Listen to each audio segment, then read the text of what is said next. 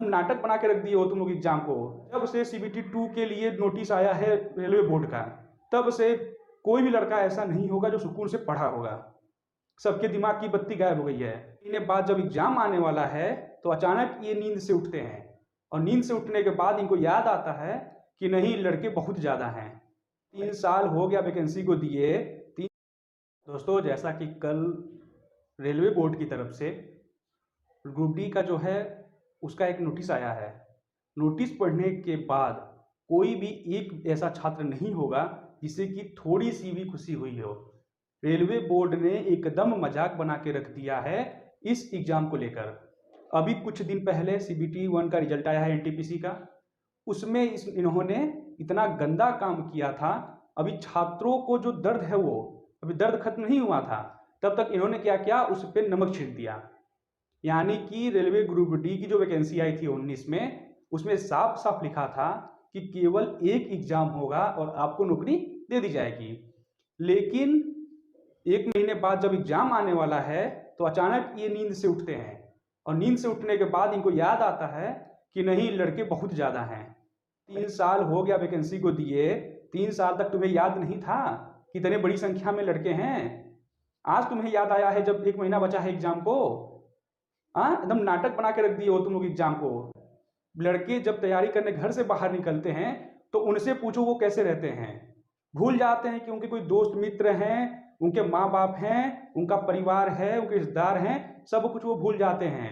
जब वो पढ़ने बैठते हैं तो उन्हें पता नहीं होता कि कौन सा त्यौहार आने वाला है और कौन सा त्यौहार बीत गया। रात दिन मेहनत करते हैं, वो भूल जाते हैं कि उनकी उम्र बीत रही है।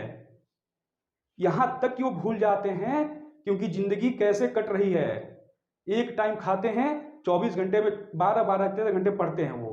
और जब वो तैयारी में पूरी लिप्त होते हैं और तैयारी कर चुके होते हैं, तब तुम नींद से उठते हो और बोलते हो कि नहीं, हम 2 एग्जाम लेंगे। अरे गधों, तुमने कभी एग्जाम दिया है? अपने तो 4 महीना घूमोगे, गाड़ी से बढ़िया बढ़िया गाड़ी लेके घूमोगे। 1 महीना में चुनाव होगा, रिजल्ट आएगा, पद पे बैठ जाओगे, भूल जाओगे। कभी एग्जाम देकर देखो एग्जाम क्या होता है, या कभी अभ्यर्थी के जीवन को एक दिन के लिए अपना कर देखो, समझ में आ जाएगी सारी हेकड़ी तुम्हारी। नाटक बना के रख दिए हो। एनटीपीसी सीबीटी 1 में बोले थे 7 लाख लड़कों को सीबीटी 2 के लिए क्वालिफाई करेंगे, कि ये 1.5-2 लाख लड़कों को पास। अभी वो दर्द खत्म ही नहीं हुआ था, इसको दबाने के लिए तुम दूसरा मुद्दा उठा दिए। जैसे कहा गया है ना कि कोई विवाद को दबाना हो तो कोई दूसरा विवाद पैदा कर दो ताकि लोग डाइवर्ट हो जाएं दूसरे वाले में। सेम वही फंड अपनाए हो। एनटीपीसी सीबीटी 1 के लिए जो बच्चे परेशान थे उनको डाइवर्ट करने के लिए तुम रेलवे ग्रुप डी का दूसरा स्टेज ला दिए। अब लड़के एनटीपीसी सीबीटी 1 का रिजल्ट तो भूल गए, अब वो आगे ग्रुप डी का कि ग्रुप डी में सीबीटी 2 हटाओ।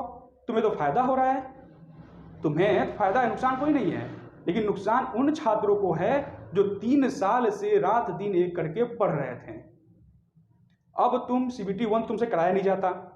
3 साल हो गए, जब इतना प्रोटेस्ट हुआ तो तुम्हें याद आया कि हाँ, इसका एग्जाम भी कराना है। जब याद आया, जब तुमने डेट निकाला, तब तुम सीबीटी 2 के लिए उसमें कूद पड़े कि सीबीटी 2 भी कराएंगे। एक तो एग्जाम तुमसे होता नहीं है, 2 एग्जाम तुम कब कराओगे? पंचवर्षीय योजना बना के रख दिए हो कि 5 साल में ग्रुप डी की नौकरी देंगे, अधिकारी की नौकरी दे रहे हो, आईएएस पीसीएस बनाओगे चपरासी ही। लेकिन उसके लिए भी पंचायत करके रख दिए हो एकदम। 2-2 एग्जाम लोगे, कुछ तो शर्म करो। क्यों मजाक बना दिए हो जिंदगी को एकदम लड़कों के? क्या चाहते हो, पढ़ाई लिखाई छोड़ दें लोग, ठेला कुचा चलाएं? यार, बगल वाले देशों से कुछ सीखो।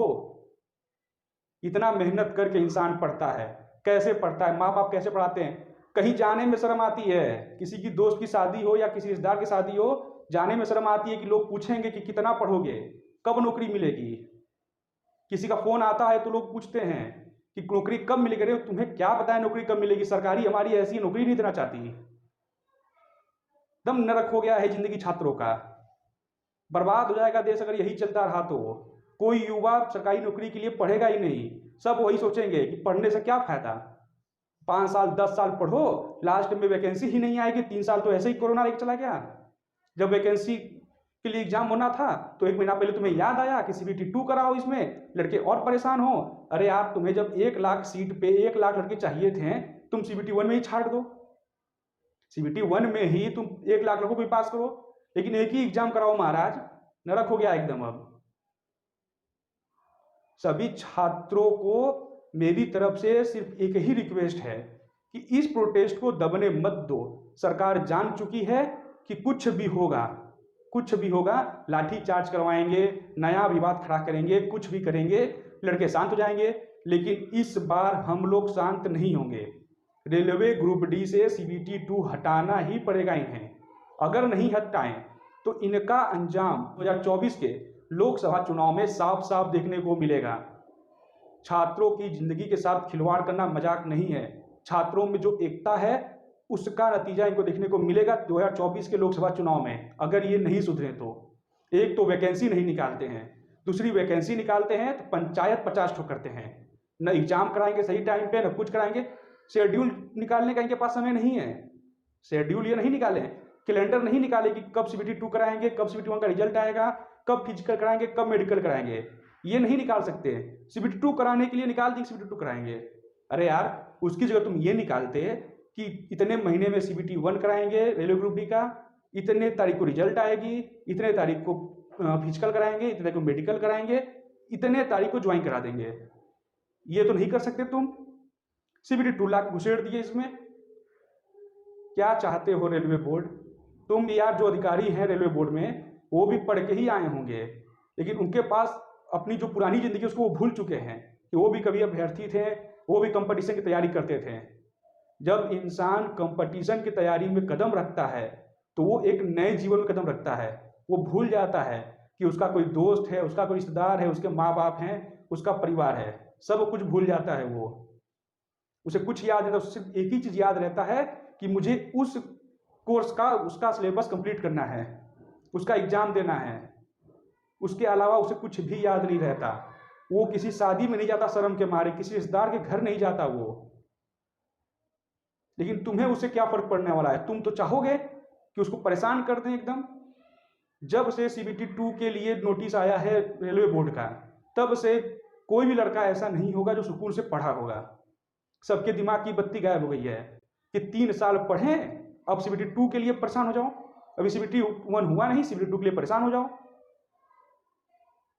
तो बस आप लोगों से यही निवेदन है कि ये खबर केंद्र सरकार तक पहुंचनी चाहिए, उनके कान में ये बात जानी चाहिए कि वो जो कर रहे हैं वो सरासर गलत है, वो छात्र हित में बिल्कुल नहीं है और देश को बढ़ाने की तरफ वो कुछ नहीं है। ये देश को पीछे ले जाने की एक चाल है। हम लोग गुलाम थे, बल्कि बेहतर था।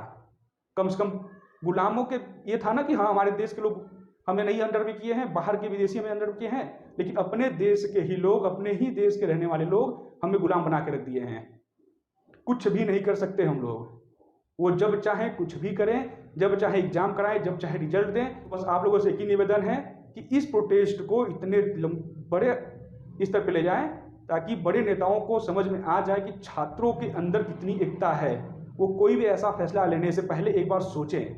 बस आप लोगों से यही रिक्वेस्ट है। धन्यवाद।